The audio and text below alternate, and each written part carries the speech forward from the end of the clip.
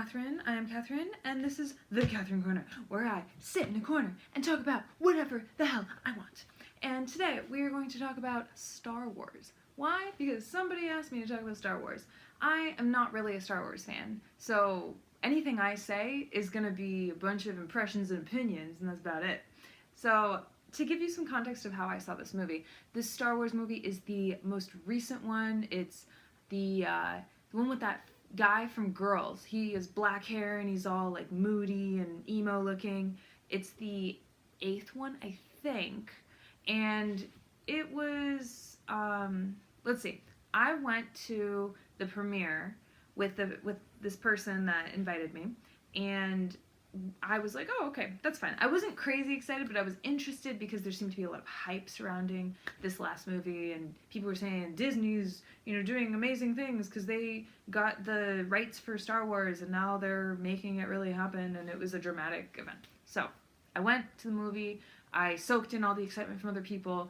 As I was watching the movie, it seemed really, really cool cinematically. It was also kind of stressful because there was a lot going on. There's a lot of action, and I guess action's really fun. But I was just like, oh my god, like, everyone's gonna kill each other. Why is everyone so hostile, right? At the beginning, there are a lot of confusing, unanswered questions for me. There was a spaceship, and you have Princess Leia, but she's an old lady now. And then there was this whole dynamic with these two Asian sisters, where one girl gets killed. You only see her maybe, like, a couple scenes in the beginning of the movie. You have no idea that she's important, and then later on her sister's like, oh my god, my sister died for everybody else. I can't believe no one else is so into this cause. Like, she has to be really into the resistance cause. I don't know. It seems like there's always some sort of group that's like, we're against this and we're against that. And I don't know enough lore, I don't know enough backstory to really understand the politics of this specific planet and this specific movement and where we are in the storyline, especially because some of the movies move around a little bit and they jump from one time to another time.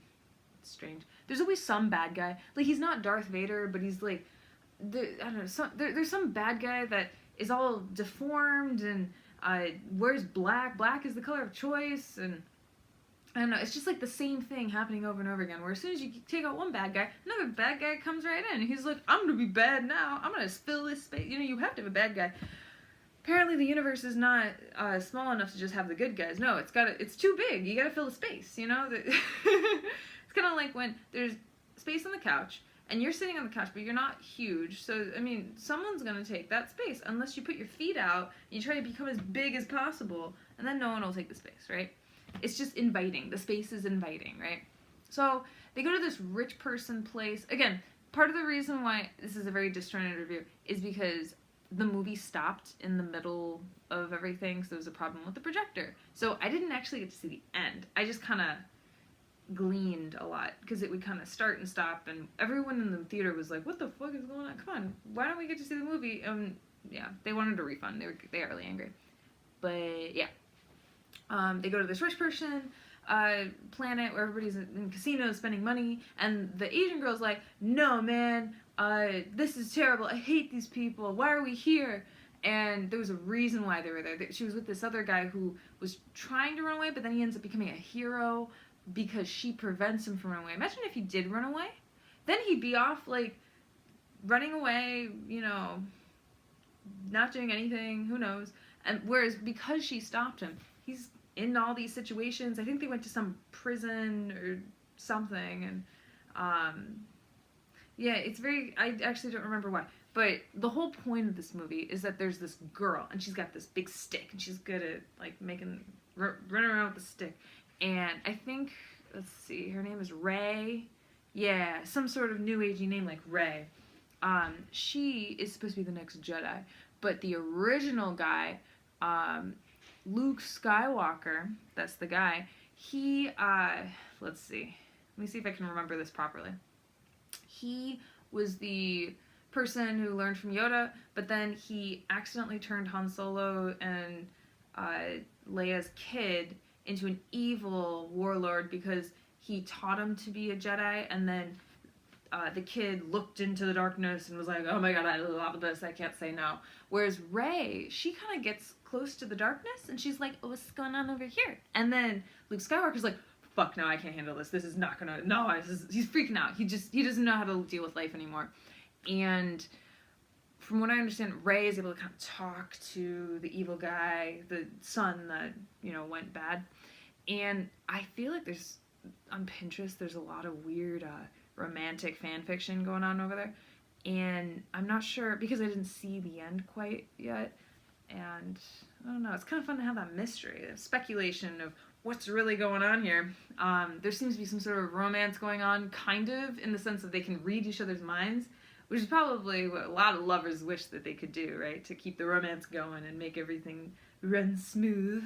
Of course, a true love never did run smooth, except when you can read each other's mind, in which case it's all smooth, right? From what I understand, Rey looks into the darkness and she's like, nah, I don't really give a shit. Like, I just want to do my own right thing. I'm a girl, so whatever, right? Whereas the evil guy is just destroyed by his evil and kills his own father, I think, or his own mother because he's so evil, and it overcomes him. He's not strong enough to handle it, and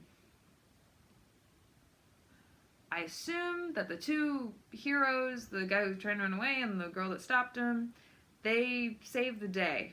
And Rey's just kind of like, boop, doo, doo, doo, I'm the new Jedi, kind of. I'm going to have to do my own thing because Luke Skywalker won't teach me shit. This guy's a terrible teacher. He's supposed to know so much, but he's got all these weird psychological issues. He can't do shit, right?